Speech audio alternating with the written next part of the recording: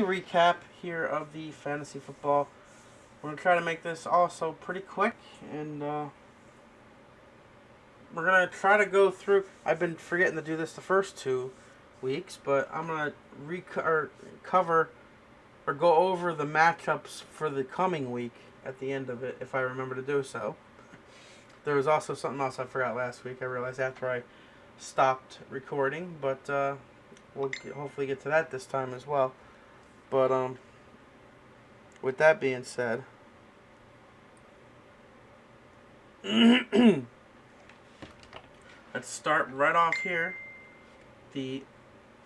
As you notice, the team name is different. I changed my team name from last week to this week. Actually, it was like right after I recorded this video last week, so I changed it to the Pollard Express for having him on my team. So,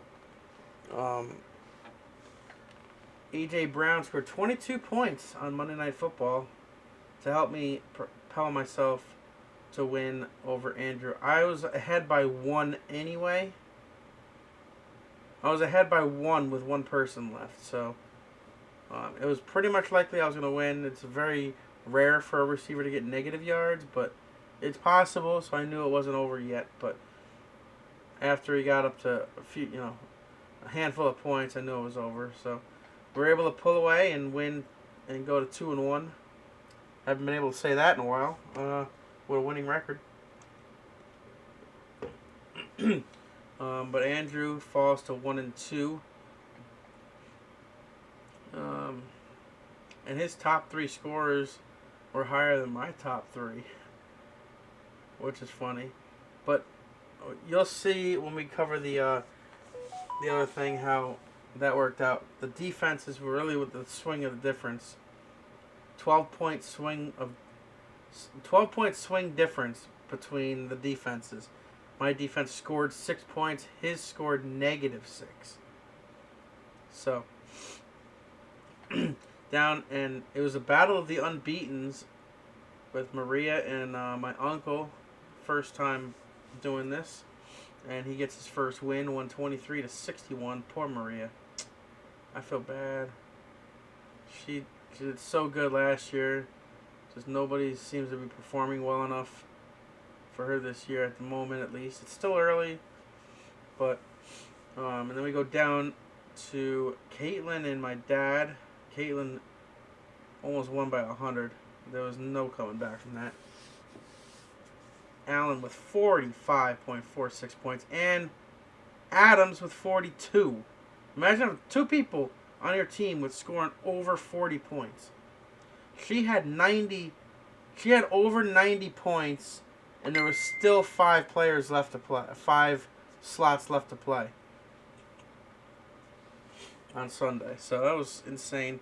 Brandon falls to 0-3. Dylan wins it and goes to 3-0.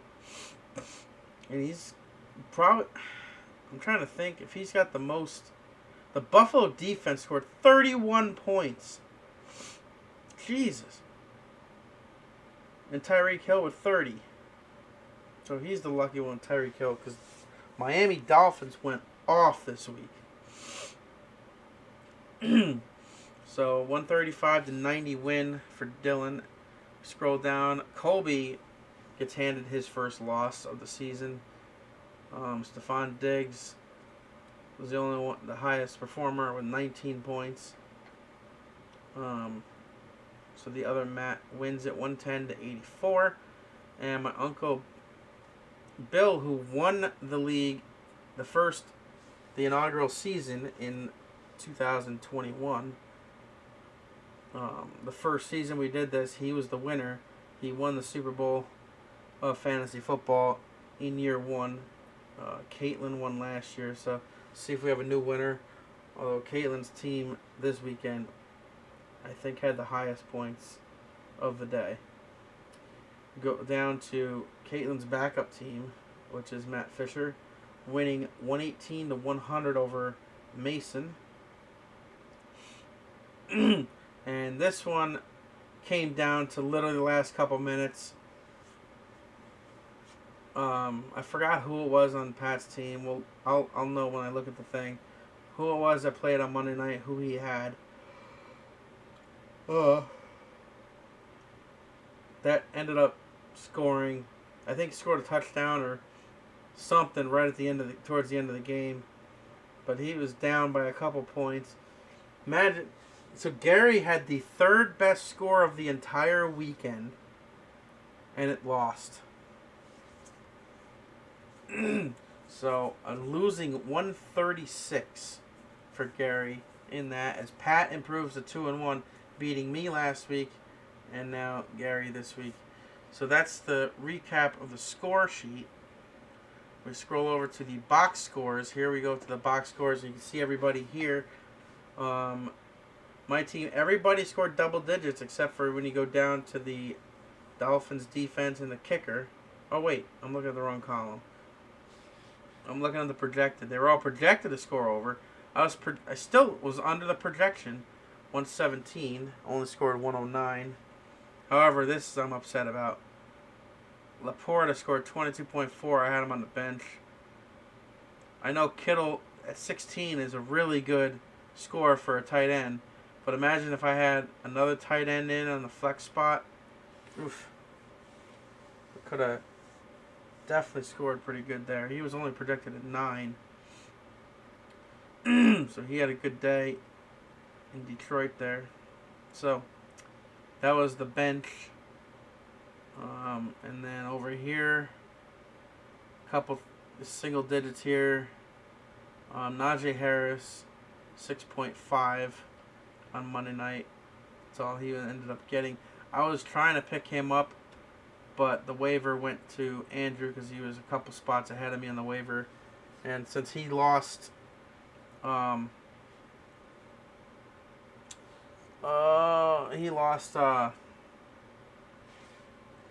my God, I can't think. Why am I blanking? The one from the Browns that got hurt is out for the season. I'm blanking. I don't know why I'm blanking today. Can't think. But the Browns got Kareem Hunt now, but it'll probably come to me at some point. Right when I stop the stream, it'll come to me. But there's I told you the difference in defense: 6.0, -6. So 6, +6, -6. That's a 12-point difference right there alone. But I did win by 23, so that wasn't gonna come down to what made the difference, but still. Jake Moody scored 12 and Tyler Bass scored 15. So it's AJ Brown actually scored the most on my team from Monday night. So that's where it went there. We were both under our projected scores. We'll move on to the next one here. Ayuk did not score anything for her, so that didn't end up working out. She had Jared Goff on the bench, who actually had more than Justin Fields, but no matter what, this bench was not going to beat this score, even no matter what. Just unfortunately, nobody performed. Like Derrick Henry only had like 20 yards. It was a bad. I don't even want to talk about the Titans game. I don't want to talk about it. But yeah, the highest on our team was only a 13.1, and it was a tight end. When do you see a tight end score the highest amount? Usually you don't, unless it's Travis Kelce or something like that. And then over here, Amari Cooper with 24, and Mahomes with 25. She went up against Mahomes, so that's another thing. But my uncle pulled off his first win. He had the Eagles defense there, holding Tampa Bay to 11 points. And his bench was even actually way worse anyway, so that he did the best he could possibly do in that situation, really. So that's how that game ended up. On to the next one. Austin Eckler was out. He switched. He had 2 that were out. He got 1 out, switched out, because he had Aaron Jones in, who was also ruled out. He switched him out, but did not switch Eckler out towards the cutoff time of Sunday. But he could have had Gallup in there. I mean, he had no other running backs, but he had a running back in the flex, so I was trying to see if he wanted to move. I was trying to get a hold of him to move Brees Hall to the running back slot. That way he could fill this spot with a receiver, and he could have had it filled with. No matter what, though, honestly, there was no way he was going to win anyway. There's no way. You add these all together, and it doesn't even beat what she had in the. Not even counting her bench. Look at the bench. 18.5, 15.8, 10 for the defense here. Even scored more than this defense. Like, what the hell? I don't know. That's crazy. But that's what hers is. So Caitlin dominated that one. And dominated the week with the high score. Go on to here. Brandon Nola is 0-3 to start off the season. I don't know who he plays next. We'll look at that later. Hopefully we remember anyway. Jalen Hurts scored 19.8. Baker Mayfield is who he picked up after losing Aaron Rodgers.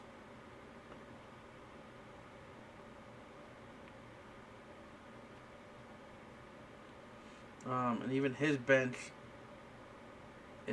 he had 2 zeros anyway, because Barkley was out, Montgomery I think was out.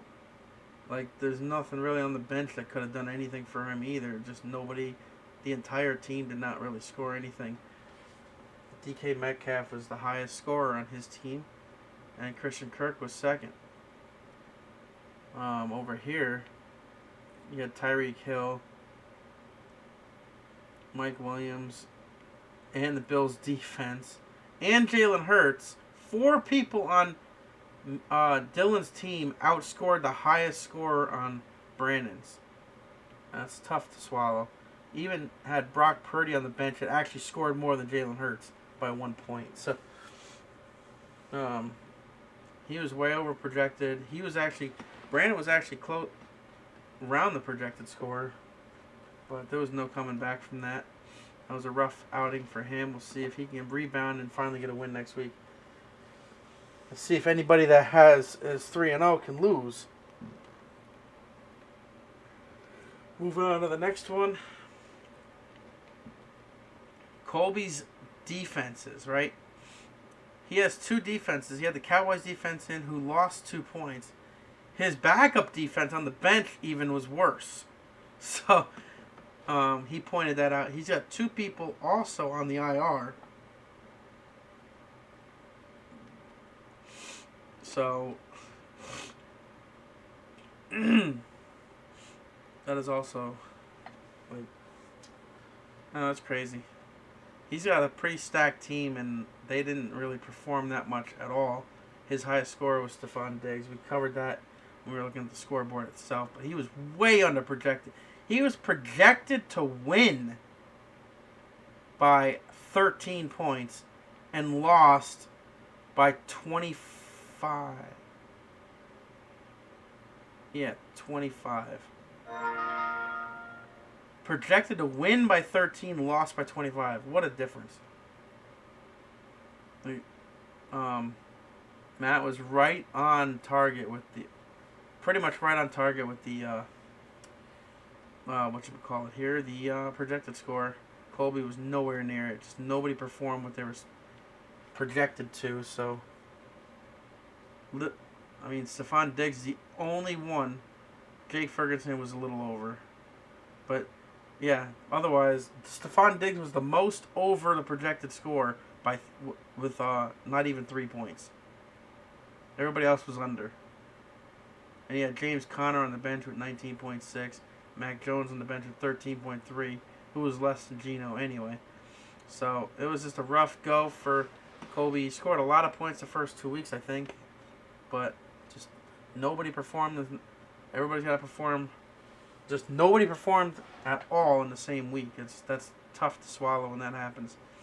Zach Flippin and Bill. He was able to. Justin Herbert with 29.3. Justin Jefferson with 27.9. And then Zach had Gardner Minshew in there. Interesting choice. He's got Anthony Richardson, who was not playing, so he had to put Gardner Minshew in. Well, he's got the same. What? He's got the. Zach's got the. His backup quarterback. He's got 2 quarterbacks from the same team in his lineup. I just realized that. I don't know if that was always like that or what. But that's weird. But Michael Pittman and Zach Moss on the bench. Jeez, he's got a lot of Colts players. Well, they all scored something, too. If he had those 2 on the bench, he probably would have won, actually. Yeah, 16.7 and 22.5 would have probably won him that match. But couldn't pull it off. Bill goes to 113, or goes to 3-0. Next one is Matt Fisher and Mason Flippin. Mason had Trevor Lawrence in playing this week and only scored 14 points. Lamar Jackson on the other side scored 28 and McCaffrey with 22. So his team came up to showed up this time. He would have that would have beat me in week 1, but his only loss was me in week 1, and he's at 2 in a row to win, or won 2 in a row to get to 2-1. Me, I lost and then won again. So we're both at 2-1 at the moment. But the Giants defense had -2, but luckily they were on the bench. He had the 49er defense in and scored 10. So Travion Williams only scored .4. That'll do it.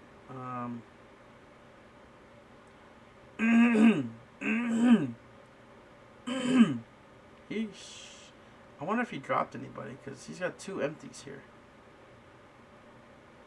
Was it like that before the week, or did he just drop somebody like after the week ended? Not sure, but as you see the breakdown there, it's not really much to... They're both right around projected, actually. So that was projected to finish that way. This is the game of the week right here. What a matchup this was to watch on Monday night, because it came down to Monday night. They both had somebody in. All right, Gary had the Bengals defense playing, and then who did he have? I don't remember. Atwell. He had Tutu Atwell. So he had the him playing. They each had one playing. Gary was ahead by 4 or 5 points or something like that. But he was projected to lose points because his was the defense. You know, the defense always starts with points and usually goes the other direction. You lose points usually with defenses from where you start. I mean, average-wise. And then Pat had somebody in that can gain points. So he was projected to win by 3, even though he was 5 points less.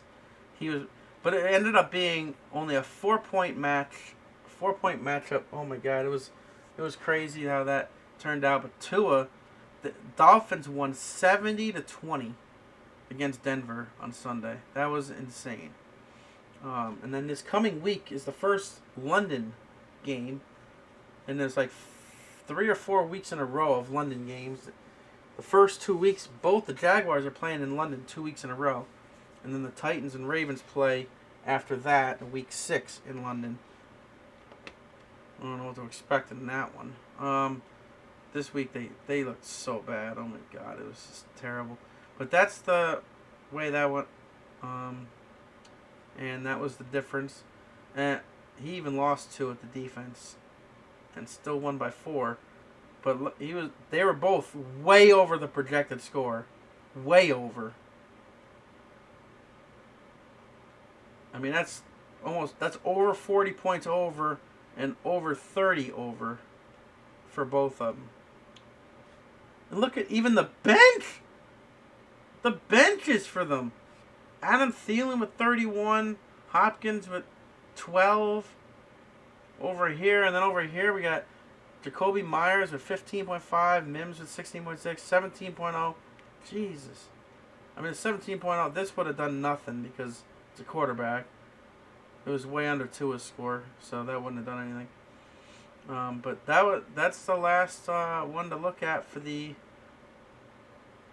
that. And we'll go to the standings now. Dylan is on top. He's got the most points scored. Bill and Matt are the last three remaining undefeated teams. At 2-1, we have Caitlin, Pat, Colby, Zach, me, and Matt Fisher. And then at 1-2, we have Bud Fox, my dad, Andrew. And then at 0, there's 4 0-3 teams. And there's 8 teams that make. There's 8 teams to go to the 8 out of the 16 go to the playoffs. Okay, so right now, again, flirting with the bubble like I do every year. Right on the bubble, 8th. The bottom 4 are Gary, Maria, Brandon, and Mason, rounding out the 0-3 teams. Who's going to be the last one to win? Who's going to be the last one to lose? As that's the standings after the week is over. Now, before we move on here, we're going to go to the Discord. This is where I posted all the scores earlier from... I screenshotted them and I put them in the Discord. So this is from my phone. So this is, again, a quick look through the scores, once again, in case you missed the beginning.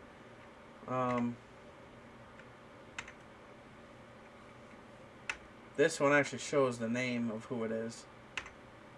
Yeah, I don't think the one on computer does. But these are the scores go through, and that was the last one, I believe, yes. And then I also have the detailed results, which we just went over as well.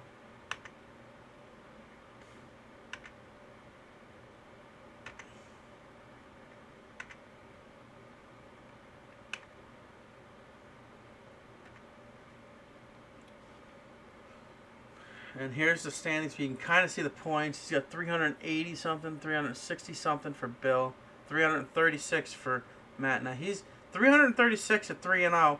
Gary is 0-3 with 303. He's only about 30 points less than Matt up here, who's got 3 wins more than him. That's the tough thing. When you get matched up with somebody who just happens to have a good week, it's tough to deal with. And here you go. Here's the top 16 order, which is everybody, in order by score.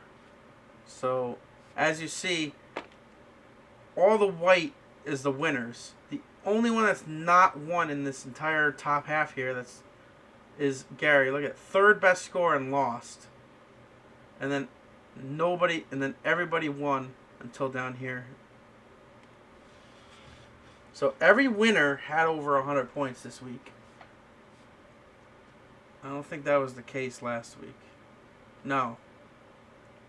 Yes, every winner had over 100, but there was 3 losers that had over 100. This week there was only the 2 over 100.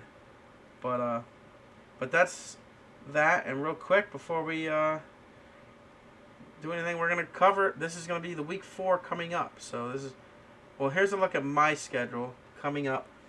I have Bill this week. Oh, God. And then I got Dylan. 2 undefeated teams coming up. Oh, my God. I got Bill. And then Dylan. 2 undefeated teams coming up. And then I have my other uncle. And then Brandon, Zach, Maria, Gary, Mason, Matt, Caitlin, and then my dad. So yes, Colby is the only one I don't face. So everybody has one person they do not match up against, because there's 14 weeks, 16 teams, and obviously you can't face yourself. So that's so that only leaves one team left because you're facing 15 other teams. You're not counting yourself, and there's one more than what there is weeks. Although it could be weird, maybe somebody will end up facing the person they didn't face in the playoffs at some point. It's possible that could happen. But that's my schedule coming up. And then let's see who else. Let's see who Bill has, who's undefeated. Has Gary after me, and then Gary. I'm going to go down here. Maria, I think, is the one that... So Bill, my uncle, one of my uncles, Bill, there does not face Maria. I don't know why I noticed that so quick. But anyway. Let's see who else we can look at. Colby has my dad coming up after Kate. Oh, he's got Caitlin this week, who just scored a massive amount of points. And then has my dad and then Maria coming up. And then Matt Fisher, then he faces Pat and Andrew back to back. And then Bill, who's the one that beat him in the Super Bowl in the first year, 2 seasons ago. And then has a tough Dylan's team. And then my other uncle. And then Brandon, Zach. Let's see who else we can look at here. Brandon, who hasn't won yet. Where can he get a win coming up? Oh, he's going against Maria coming up in a week. This is interesting.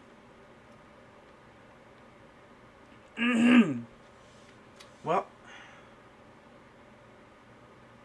Maria has Brandon next after my dad this week.